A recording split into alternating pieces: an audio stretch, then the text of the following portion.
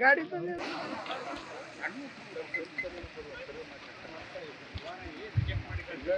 ಎಷ್ಟಾರ ಆಗಲಿ ಇನ್ವೆಸ್ಟ್ ಮಾಡಿಬಿಟ್ಟಾಗ ಅವರು ನಂಬರ್ 1 ಮಾಡಿ ತೆಗೆದು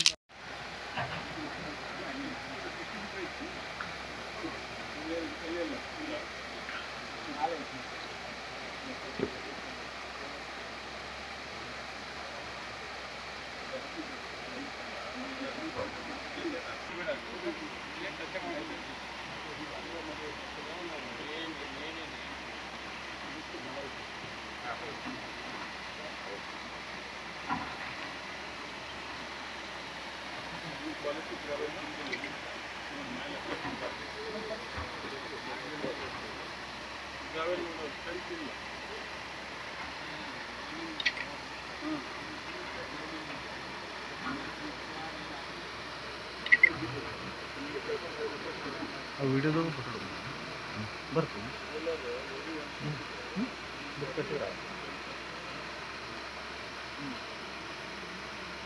ಸರ್ ತೆಗೆದ ಬಿಡಿ ತೆಗೆದ ಬಿಡಿ ಯಾರು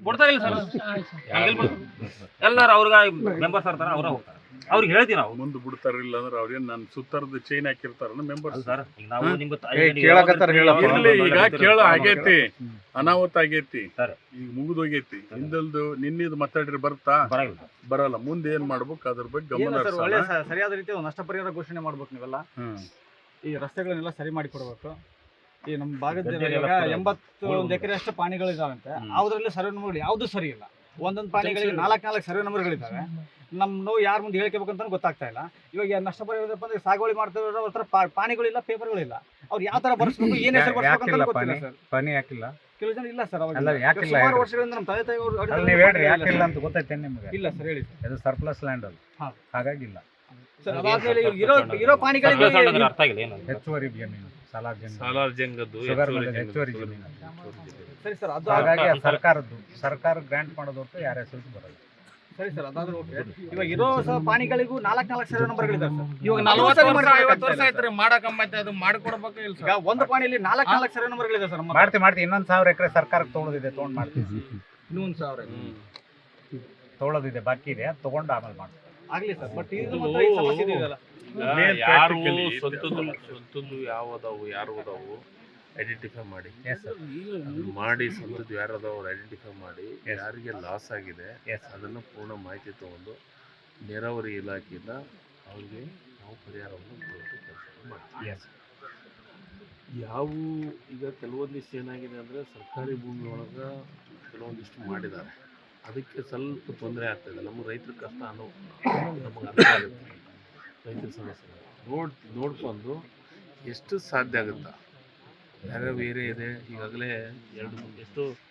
97 ಎಕರೆ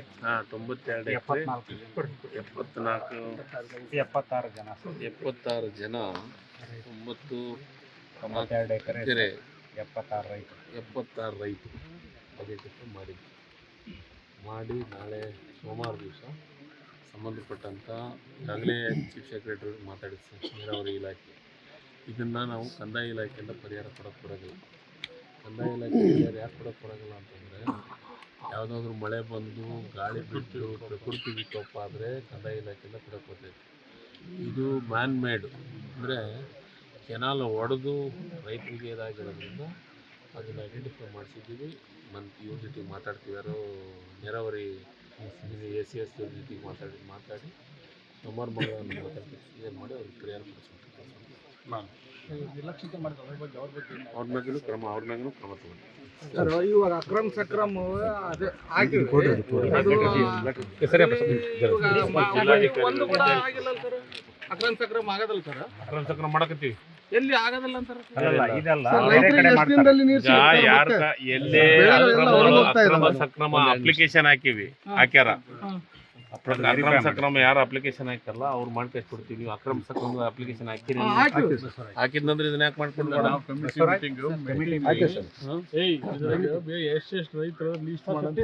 ಈಗ ಅದು ಅಕ್ರಮ ಸಕ್ರಮ ಇದ್ರ ಶಾಸಕರ ಅಧ್ಯಕ್ಷತೆ ಒಳಗ ಒಂದು ಸಭೆ ಮಾಡ್ಬೇಕು. ವಾರದೊಳಗ ಹೇಳ್ತೀನಿ, ಈಗ ಡೇಟ್ ಫಿಕ್ಸ್ ಮಾಡಿ ಅಧಿವೇಶನ ಇದಕ್ಕೆ ಮುಂದಕ್ಕೆ ಹಾಕ್ಯಾರ. ಈ ಅಧಿವೇಶನ ಮುಗಿತೈತಿ 27 ಮುಗಿದ್ಮೇಲೆ ಅಕ್ರಮ ಸಕ್ರಮದ ಮೀಟಿಂಗ್ ಮಾಡ್ರಿ. ಯಾರು ಎಲಿಜಿಬಲ್ ಅದಾರ ಅವ್ರಿಗೆಲ್ಲರಿಗೆ ಅಕ್ರಮ ಸಕ್ರಮದಾಗ ಸರ್ ಎಷ್ಟು ದಿನದಲ್ಲಿ ಕ್ಲಿಯರ್ ಆಗುತ್ತೆ ಸರ್? ರೈತರಿಗೆ ಎಷ್ಟು ದಿನ ನೀರು ಸಿಗುತ್ತೆ? ಮಾಡ್ಕೊಡ್ತೀವಿ. ಬೆಳೆಗಳಿಂದ ಹಾಲು ತುಂಬ್ತಾ ಇದಾವೆ, ಕಾಳುಗಳು ತುಂಬಿಲ್ಲ. ಸರ್ ಈಗ ಯಾವ ಬೆಳೆಗಳ ಹಾನಿ ಆಗಿದ್ದಾವ ಅವನ್ ಪರಿಹಾರ ಕೊಡ್ತೀವಿ. ಈಗ ಬೆಳೆಗಳ ಹಾನಿ ಆಗ್ಲಾರ್ದು ಏನು ಇದಾದವಲ್ಲ ಅದಕ್ಕೆ ಯಾರು ನೀರ್ ಬಿಡತ್ತೆ 1 ವಾರ 10 ದಿವಸ ಒಳಗೆ ಕೆಳಗಡೆ ರೈತರು ಕೂಡ ಸರ್ ಹಂಗೆ ಕೆಳಗಡೆ ಕುಡಿ ನೀರು ಸಲಾಗಂತಾನೆ ಇಟ್ಟಿದ್ದು. ಈಗ ಬೆಳೆಗೆ ಕೊಡಗಂತಿಲ್ಲ 10 ಎಕರೆ 10 ದಿವಸ ಕೊಡ್ತೀವಿ ಪರಿಹಾರ. ನೋಡಪ್ಪ, ನಾವು ರೈತರು ಮಾಡಿದ್ದು ಯಾರಿಗೆ ಪರಿಹಾರ ಕೊಡಕ್ ಸಾಧ್ಯ ಆಗಲ್ಲ. ನನ್ನ ವೈಯಕ್ತಿಕ ವಿಚಾರ ಇದು. ನಿಜವಾಗಲೂ ಆ ವಿಚಾರದೊಳಗ ಸೆಂಟ್ರಲ್ ಗೌರ್ಮೆಂಟ್ ದಾರಿ ಪ್ರಕಾರ ಕೊಡಬೇಕು. ನಮ್ಮ ಕೈಲಿ ಎಷ್ಟು ಸಾಧ್ಯ ಆಗುತ್ತಾ ಅಷ್ಟು ಪರಿಹಾರ ಮ್ಯಾಕ್ಸಿಮಮ್ ಕೊಡ್ತೀವಿ. ರೈತರಿಗೆ ಅನ್ಯಾಯ ಮಾಡೋದು ಅವ್ರು ಇಷ್ಟ ಕೊಡ್ತಾರೆ, ನೀವು ಇಷ್ಟ ಕೊಡ್ಬೇಕು ಸರ್. ಮತ್ತೆ ನೀವು ದೊಡ್ಡವರಾಗಿದ್ರಲ್ಲ.